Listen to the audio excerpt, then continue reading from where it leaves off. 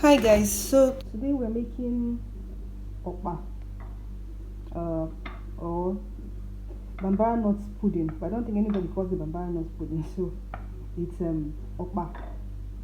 Okpa is one thing that is so easy to make and yet tastes great.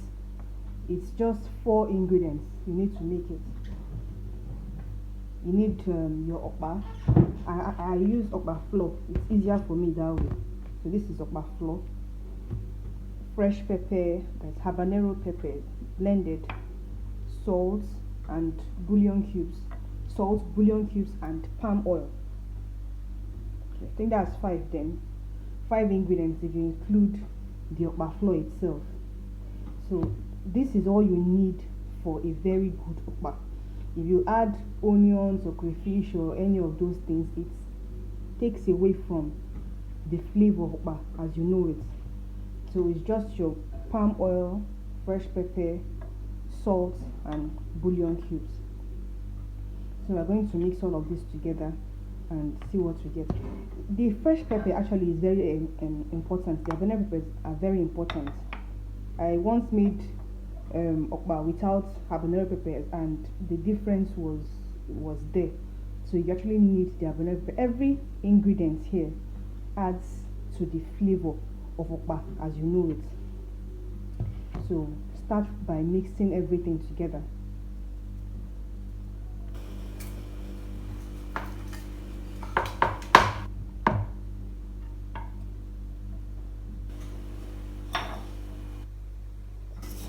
And so salt.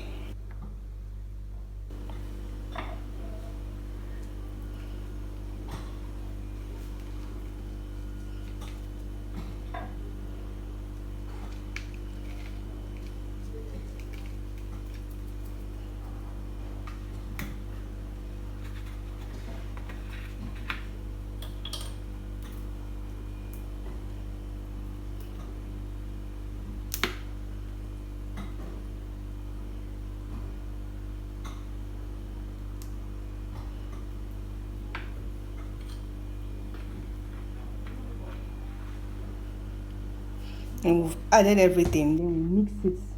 We try to incorporate everything into the powder.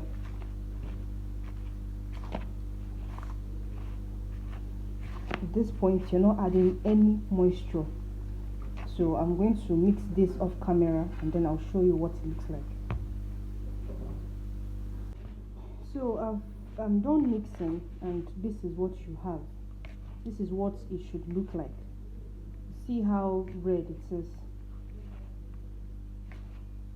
So the oil and the pepper and salt and bouillon cubes, everything is incorporated into it.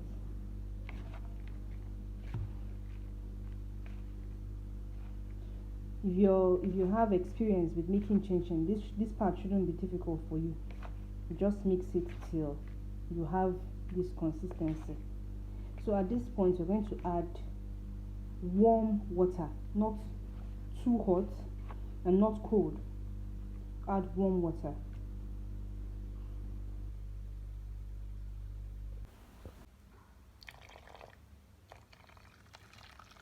This is warm water, not hot. When you pour the water, start mixing.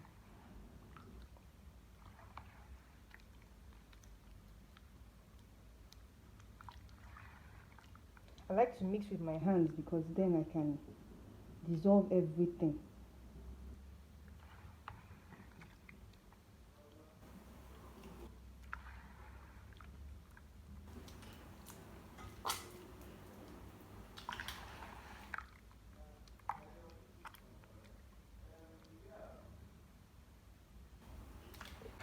So I'm done mixing, and you can see there are no lumps.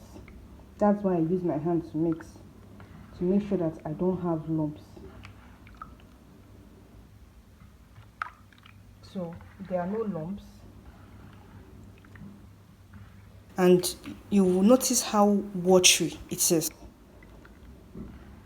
It has to be this watery. Don't worry, by the time we finish cooking it, you will see why it has to be very watery, so that you don't have a strong okpa.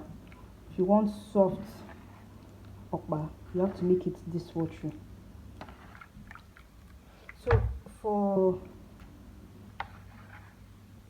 I'll be using aluminium tin cans to cook. Some people like to leave the banana or plantain leaf. They used to wrap it. If you want, you can use that. But personally, I prefer the tin, because for me it's cheaper, and I get to use it as many times as I want to. So anyone that you feel convenient for you, if you want to use the wrap, the leaves, or waterproof, that's your choice. But the tin cans also work. One rule when using tins is don't fill it to the brim, because when you're cooking it, it's going to rise.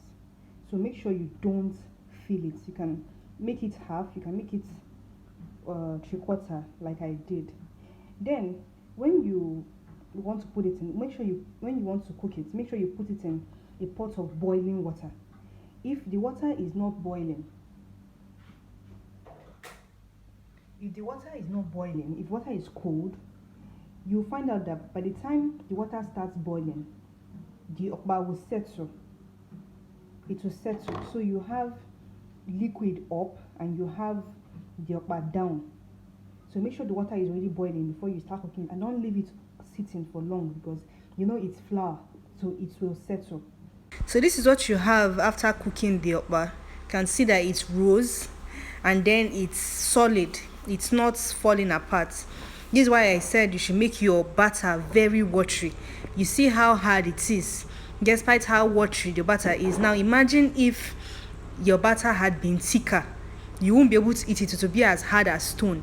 But you see how soft it is and everything. I know this is not the perfect okpa.